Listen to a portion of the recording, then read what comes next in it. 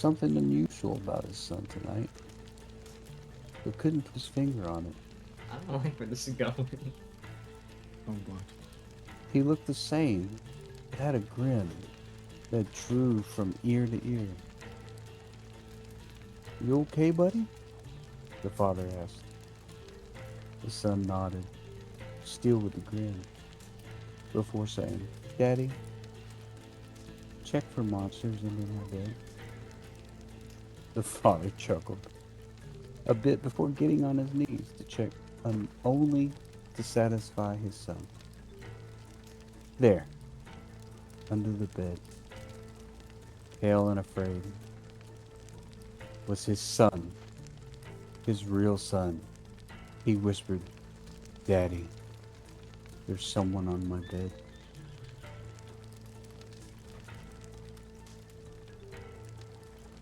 Oh,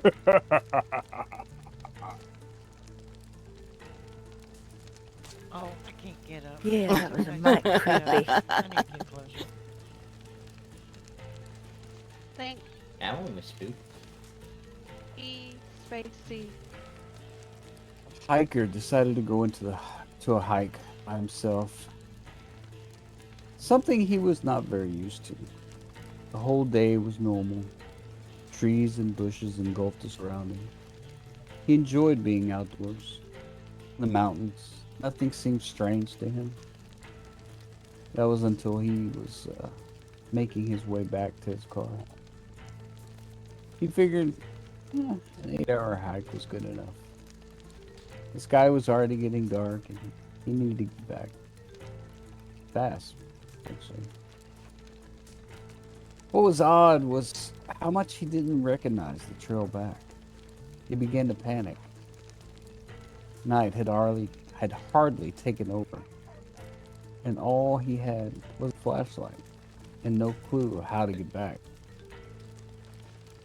He knew it was already too late, too dangerous to keep going through the perilous forest. He began to worry that he would have no shelter for the night, when almost luckily enough, he stumbled across a broken down cabin. It was dark and seemed like no one had visited in years, so why not? But he knew it was the only place where he could rest until daylight, especially since his flashlight was running out of batteries. He knocked on the door a few times, but no one answered.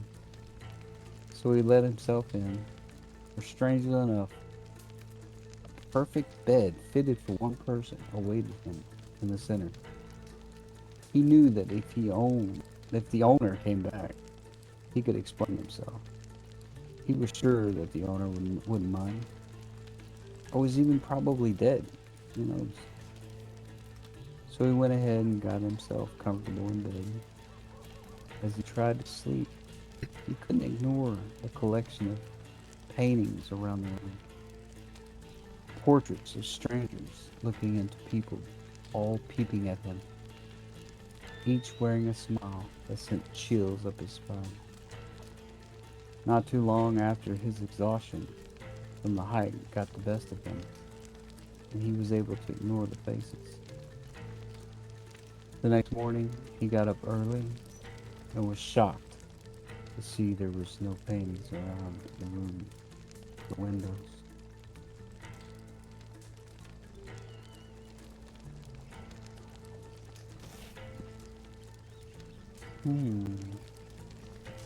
Oh Spooky. dear.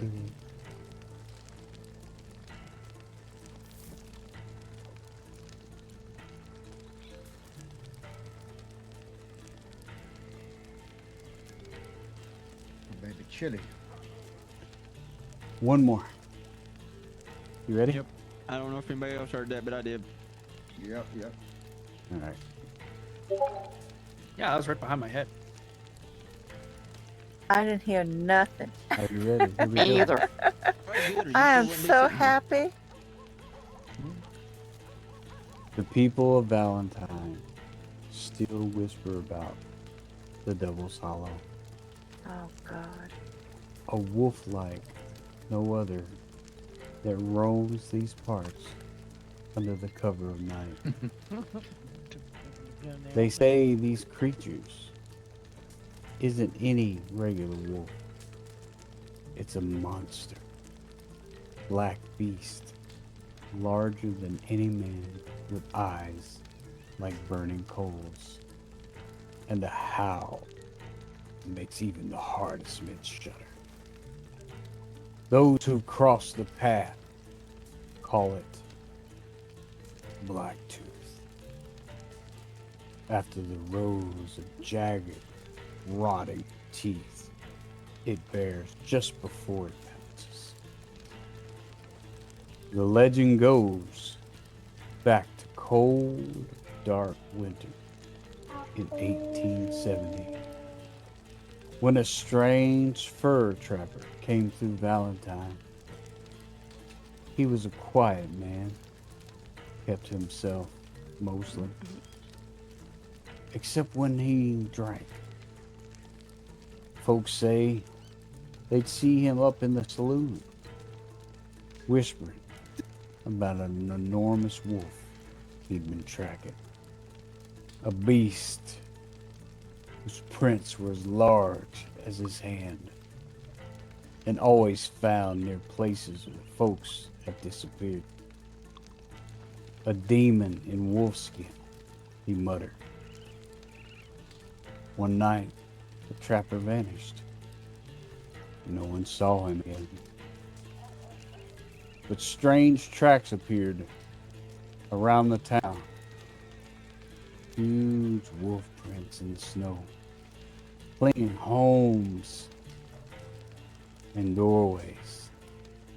The next morning, the sheriff found blood at the edge of town, along with shredded bits of clothing. And from them on, Blacktooth was born. Over the years, town folks had tried to kill it. Hunting parties, rifles, and silver bullets. But every time someone claims to have killed Black Wolf, it returns stronger and hungrier than ever. Some say Blacktooth is no ordinary wolf, but the spirit of that trapper, cursed in hunting the beast. Others say it's a creature from hell, come to punish the sinful. On cold, moonless nights, if you're unlucky enough to find yourself alone near Valentine, you might hear a low, rattle growl. So close it feels like coming from inside your own chest. If you hear Blacktooth, it's already too late.